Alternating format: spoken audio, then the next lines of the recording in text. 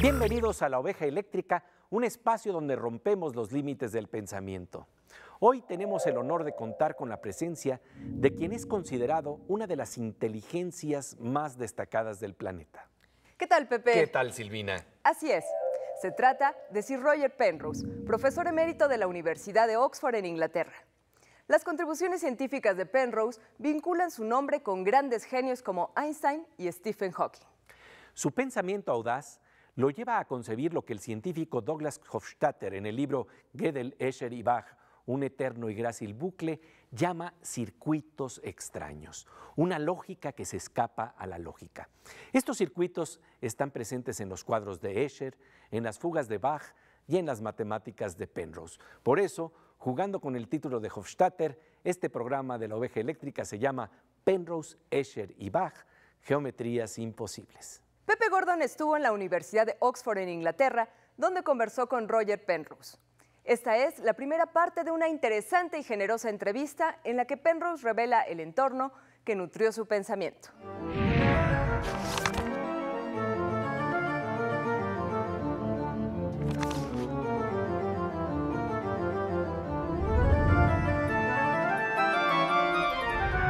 Nos encontramos en el Instituto de Matemáticas de la Universidad de Oxford, en Gran Bretaña, para conversar con el brillante físico Roger Penrose, reconocido a nivel internacional por su curiosidad, por su capacidad de asombro, ya que todavía puede hacer las preguntas que hacen los niños sobre el origen del universo, sobre cuál es la relación extraña que existe entre las matemáticas y el mundo de la física, sobre las geometrías imposibles, sobre cómo funciona el cerebro y el misterio de la conciencia. Acompáñenos en este programa especial de La Oveja Eléctrica en Canal 22. Professor Roger Penrose, thank you very much for this interview for Channel 22 in Mexico. My pleasure. You said that children are not afraid to pose questions. And in this sense, you seem to have the spirit of a child that still makes questions about the origins of the universe, about why redness can be seen, what is the perception of redness. Please tell us about the education and spirit that nurtured that curiosity in you. I think I have to say it came from my father, who he came from a rather strict Quaker family, and he was a bit of a rebel himself. Mainly by becoming scientist. This was something which his family were not didn't think of as a respectable occupation, I think. But the thing about him was that there was no clear division between his work and what he did for fun. It was all one continuum.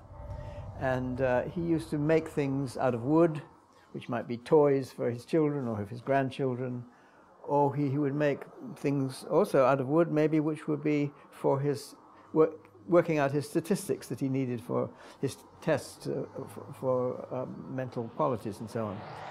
And I remember also he made a bust, a model out of wood of one of the patients at the hospital who had a microcephaly, and it was a demonstration of what this condition was like.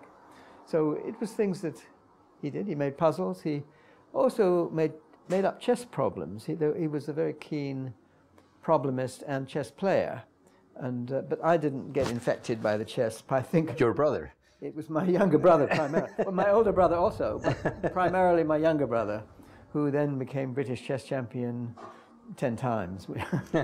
So that was, but I think having a younger brother who was so good meant that I did not take the game up, which was probably fortunate for me. I don't think I would have been so devoted to it as he was, but I think there's a lot of memory involved in playing chess. You have to remember the games you played and exactly. There's an awful lot of memory. And my memory would not be able to cope with that. But you were interested in geometries, in forms? Yes, geometrical things were very... This again, you see, my father was very interested in these questions. And, well, I remember particularly, this was when I was very young. I don't know how old I was, but very young, maybe about 8 or 9. And I noticed that there was a pattern of hexagons, regular hexagons, on either a floor or I think it was a tabletop. And I asked my father, suppose you had a very, very, very big table. Could it bend round and become a sphere, you see? So he says, no, that would not be possible. But if it's pentagons, yes, then you can do it, you see. So I got interested in the polyhedra. And we together made many polyhedra, the Archimedean polyhedra as well as the Platonic ones, and things like this. So this was an early geometrical education, I think. And you had, at some time, back when you were maybe 23 years old, you were lying in bed and had a sudden vision of a 4D object. Please tell us about it. Yes, well, the story has to go back a little bit. Yes. Because when I was a graduate student, I think in my second year, this was the time when the International Congress of Mathematicians was being held. In Amsterdam. In Amsterdam, that's right. At this meeting, there was, especially because of the mathematicians, the part of the Van Gogh Museum was devoted to work by the artist M.C. Escher, whom I had never heard of before, you see. But I went to this exhibition and I was quite amazed by the things that he did and how he played with perspective and played with all sorts of things which are completely novel and inspirational to me. Inspirational. So when I went away from that meeting, I thought, well, I'll try and do something, not quite what I saw there, but maybe impossible structures. And I designed bridges and rivers and things and roads which did impossible things. And then I purified this to this triangle. But not knowing that people earlier had done things like this, but this was not, Escher had not, in the pictures I saw, had not used this particular thing. And so I showed my father, and he then started drawing buildings, impossible colleges and so on.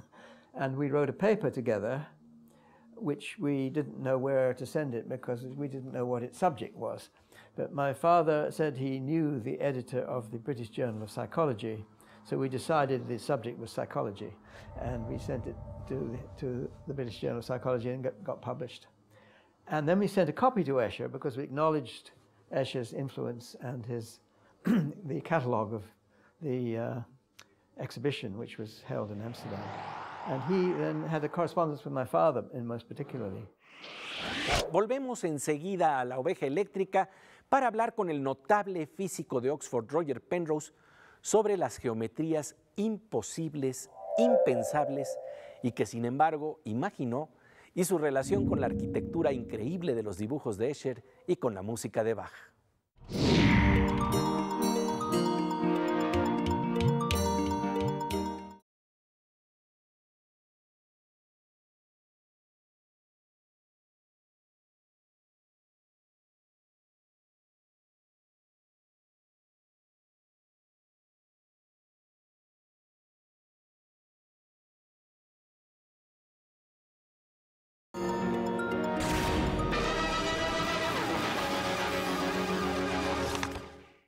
Como de rayo, estamos de regreso en la oveja eléctrica para hablar de las geometrías imposibles en las obras de Penrose, Escher y Bach. ¿Se acuerdan de la película Inception, El origen? Allí aparece una de estas figuras imposibles, la llamada escalera de Penrose. Pepe Gordon conversa desde la Universidad de Oxford en Inglaterra con Roger Penrose, un verdadero genio de la física matemática reconocido por sus contribuciones a la relatividad general, los agujeros negros y la cosmología. Su curiosidad lo llevó a descubrir una lógica que se escapa a la lógica y que se expresa tanto en el arte como en la ciencia. Esta es la historia de su encuentro con el gran artista plástico Escher.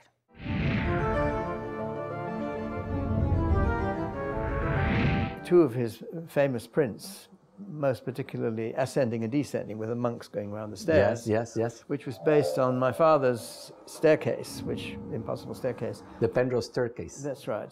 And that was mainly his contribution, and I had the triangle and the elaboration. The tribar. The tribar. And then the tribar was used also by Escher in the print Waterfall. So you see the water coming down and it makes a triangle if you look at it. It's based on the same principle. And Escher was very generous in acknowledging this influence. I did meet Escher somewhat later. I found him a very interesting man. But I was expecting the house to have staircases going out of the windows, but it was a perfectly normal house. And I corresponded with him somewhat after that. And I had a pattern, what's called to as a non-isohedral tiling, where the tiles only one shape, but they have different roles to play in different parts of the pattern.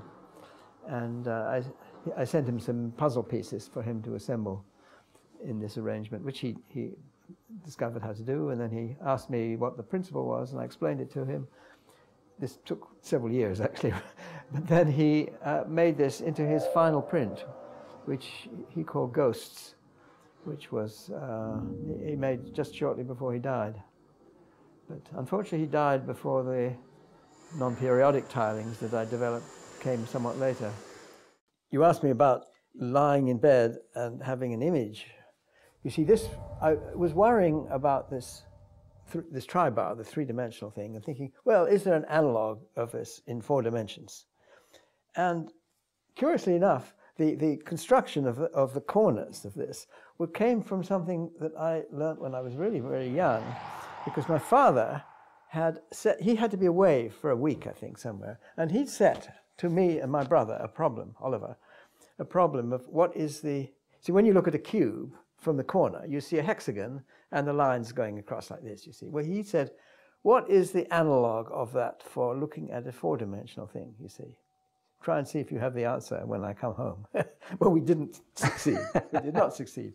But he showed us, okay, you take a rhombic dodecahedron, this made of rhombuses, like that, diamonds, and you have 12 of them. And then you have little bits, think of it as made of wire, and then inside you have 4 bits of wire connected one way and 4 another way, and they separate. If you turn your head in 4 dimensions a little bit, they get separated. And so he made a model just to show us what we should have come up with. Oh. I have a feeling he did give us a hint, I think, but I hadn't thought about it enough. Maybe we could have come up with an answer, but it was correct, yeah. But then I thought, you see, what about this 4-dimensional? What do the corners look like? You see, well, I had this image of this rhombic dodecahedron, and I thought, well, yeah, I can see how to do that. So I made this in my mind, and then I constructed the object out of pieces of cardboard. You see. And I thought, what's the point of this? It's stupid, because nobody can see. You look at this, unless you can see inside, means nothing. So I had it on my desk in my office. And I thought, if this is a test for a 4-dimensional being, if somebody comes in the room and he's actually a 4-dimensional being, he will say that and think it's very peculiar, you see. Well, all my students came in and nobody was interested at all. But then the caretaker came in, look, what is that? So he must have been 4-dimensional, I concluded. Like Escher. Maybe, yes. Well, Escher shared that amusement with you. He certainly did, yes. Oh, yeah. That's intriguing. El triángulo de Penrose en un papel está en 2 dimensiones y sin embargo se ve como una figura tridimensional. Eso es imposible hasta que entramos a los secretos de las perspectivas que se abren con el movimiento, con la 4ª dimensión del tiempo. Seguiremos hablando de estos circuitos imposibles de extraña belleza, pero ahora vamos con nuestra compañera Aura López y las sorpresas que nos trae el mundo de la tecnología.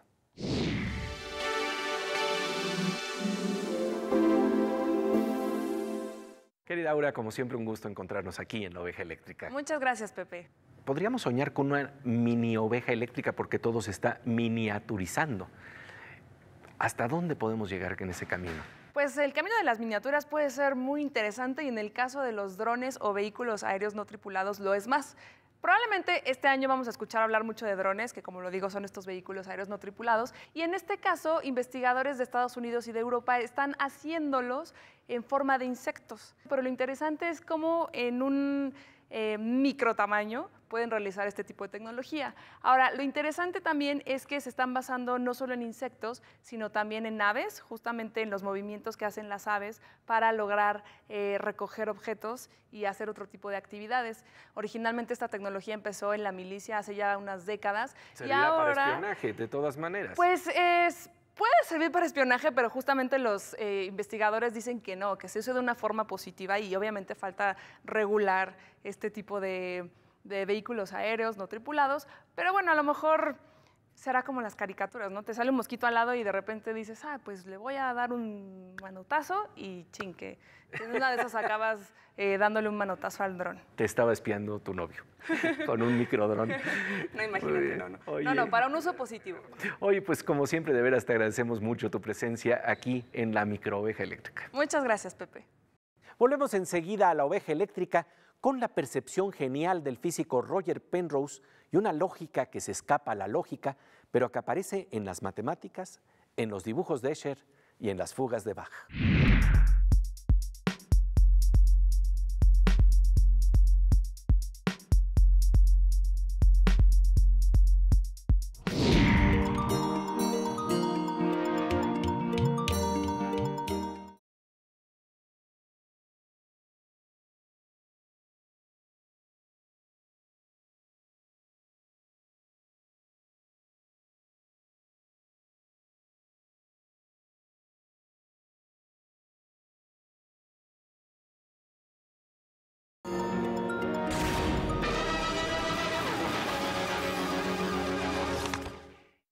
Como de rayo, estamos de regreso en la oveja eléctrica para hablar de geometrías imposibles en el mundo de las matemáticas, en los dibujos de Escher, en las fugas musicales de Johann Sebastian Bach.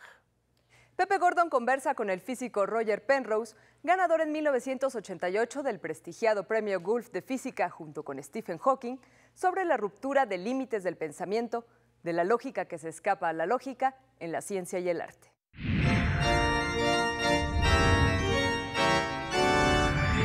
And this has to do with the nature of creativity, yes? Because, you know, in mathematicians, there is such a great creativity, like the creativity of a poet. It's a different mood, a different sense, but there is the creativity there. Certainly there is creativity. But sometimes I feel envious of people in the arts, you see, or the people who write novel, and there can be a unique novel, which nobody else is going to write or would have written. If they had not lived, no one would have written that novel, and so on. Whereas in physics, you think, well, okay, if Einstein had not come up with general relativity, well, it would have been, I think, quite a long time before someone else did, but they would have eventually. And there is something a little bit saying, oh, well, it's nice to be a cog in this movement of science, but if I hadn't thought of that idea, somebody else would have. But you know, with poems, although it seems that they are unique, yeah, there is also something that feels necessary, that someone with the proper means would take us to some formulation that is extraordinary in musical terms. I think I would agree there is a Platonic element. Put it like that. It's not so much that someone else would have come up with the same thing, but more that it's tapping into some deep truth.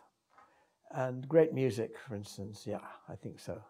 There is something beyond human creation in that, which is tapping into the Platonic world, but it's a combination of personal elements and absolute Platonic elements, I think. Your favorite music?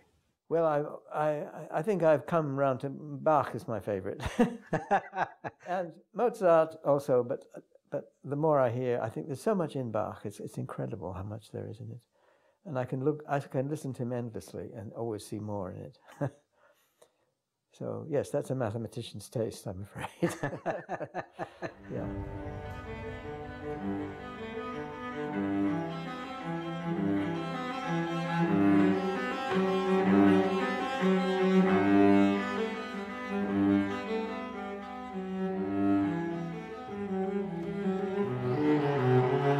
And you sense some kind of geometries in Bach's music? I don't know. It's difficult to say. It's the complexity of it often, but it's not just complexity because it's the way in which it fits together which is incredible, and it does in ways which at a level which you don't see in other composers. I mean, I think there are other things you see in other composers which particularly Mozart, but also in Schubert, Beethoven, also in modern composers, I think. Some of the Russian composers, yes. You can certainly feel a lot of empathy with.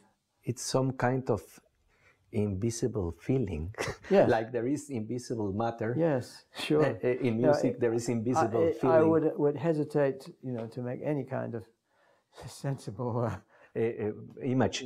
I mean, you can see at a very primitive level, which is this Platonic thing about, or Pythagorean thing, let's say, about how the frequencies relate together, and the relationship between the major and the minor chord, which is interesting. This is it's a curious thing that the powers of two don't make any difference almost. You see, an octave higher sounds the same almost, whereas a fifth higher doesn't sound the same.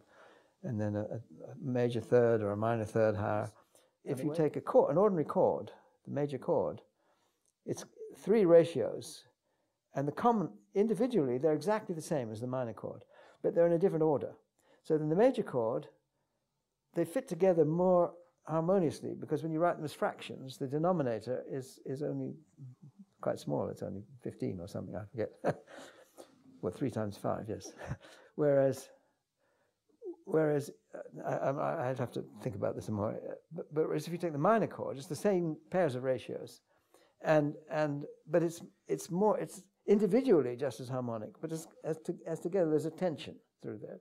So the reason that the minor one feels sad and the major one does not feel sad is something to do with that tension. Now, this is very, very primitive, and what's going on in actual music. But it's the way you perceive it and you enjoy it. Yes, oh, absolutely. And what goes into that is totally, totally mysterious to me. But I think it's very deep, and it does relate probably much more directly to what's going on in the brain, I should think. Because the frequencies and harmonies are probably connected with things that are actually going on in the brain, and I would guess there is something deeper than just what you might. Qué increíble ver cómo Penrose percibe la música de Bach. Las geometrías de esta música parecen estar misteriosamente conectadas con lo que ocurre en el cerebro, nos dice Roger Penrose. En la próxima temporada de La Oveja Eléctrica le traeremos los siguientes capítulos de esta interesante conversación. Hablaremos con Penrose sobre sus investigaciones más recientes en torno al cerebro, la actividad mental y su relación con efectos cuánticos coherentes. Hablaremos con Penrose sobre la conexión entre el mundo platónico de las matemáticas, de las ideas y la realidad física, y sobre sus perspectivas del origen del universo y los huecos que aún existen en nuestras teorías de la realidad. Es maravilloso constatar que en un hombre de 83 años como Roger Penrose sigue viva la mirada de un niño, la mirada de una curiosidad sin límites. Un orgullo tener a Roger Penrose en La Oveja Eléctrica gracias a un gran esfuerzo de Canal 22. Pasamos ahora a la sección Aguas con la Morsa con el físico Manuel López Micheloni.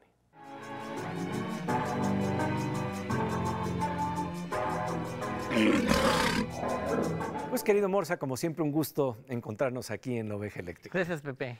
Oye, pues ¿qué te parece Roger Penrose aquí en La Oveja Eléctrica? Sí, la verdad, Pepe, es envidiable que hayas podido hablar con un personaje como él, porque en mi opinión es uno de los grandes genios, bueno, del siglo pasado y de este siglo, ¿no? Sí, así es. Sí, no, es notable que hayas podido hablar con él.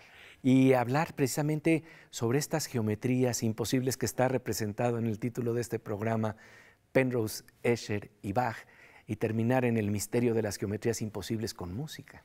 Es muy común entre los que estudian matemáticas que les guste la música y que sean profundos en la música, porque es como otro lenguaje parecido a, ¿no? Entonces, el poder de pronto encontrar esas estructuras, estos dibujos imposibles de Escher, ¿no? Por ejemplo, y traducirlos a una geometría que es como imposible, nos hace ver que hay ciertos algoritmos o ciertas cosas que hacemos, los seres humanos, que van más allá de lo que puede hacer, por ejemplo, una computadora, que seguir instrucciones. Es decir, ¿cómo podemos algoritmizar, valga la expresión, la creatividad? Sí, llega el momento en que rebasa los algoritmos. Es algo como que se sale de la norma siempre. Se salta las trancas, son geometrías imposibles. Son geometrías imposibles. Entonces es un gran ejemplo porque Penrose igual tiene el triángulo de Penrose, que es un dibujo imposible. Imposible, así es. Sí, realmente yo creo que la estructura de esta imposibilidad que se da en matemáticas, se da en la geometría y se da también en la música, ¿no? Como Bach, ¿no? Sí. que de alguna manera te lleva por unos caminos fantásticos y de pronto te regresa como un bucle. Yo quisiera pensar que hay por ahí algo que tiene que ver con el caos. Porque si no, no puede ser, ¿no? Y el caos es como esta teoría de la complejidad, que no estamos muy claros por qué funciona. Y que nos lleva, al final de cuentas, a ese momento que comparten esas geometrías imposibles con la música, el misterio. Sí, es un misterio, eso sin duda. La música y la creatividad musical es un misterio. Pues como siempre, querido Morsa, un gusto tenerte aquí en La Oveja Eléctrica. Gracias, Pepe. Y bien, ahora nosotros pasamos a las geometrías y a los misterios que nos trae la mirada que encuentra poesía en las imágenes que nos trae la ciencia.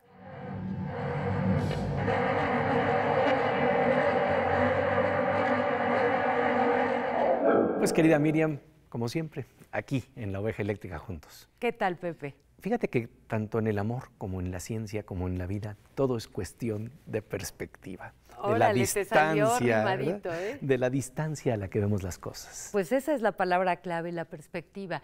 Hoy, como en otras ocasiones ya en esta sección, vamos a ver una serie de imágenes que no son lo que aparentan. Todo es cuestión de perspectiva. ¿Qué son estas peligrosas espinas peludas? ¿Qué haríamos si nuestro dedo se pinchara con ellas? Esta imagen es un velcro de metal y de tecnología alemana. Soporta 34 toneladas de presión y una temperatura de 1472 grados centígrados. Su funcionamiento es muy similar al velcro corriente, solo que el enganche se hace con púas tipo erizo. Este muestrario de tejidos y texturas no lo obtuvimos de un telar. Es, aunque no parezca, el velcro clásico, una marca registrada en el año 1951 que ha pasado a denominar un sistema de apertura y cierre rápido. En Venezuela se le conoce como cierre mágico, en Bolivia como scratch y en Perú como pega-pega. A partir de la segunda mitad del siglo XX, el uso del velcro se ha popularizado tanto que en muchas prendas ha desplazado a los cierres, a las cuerdas y botones.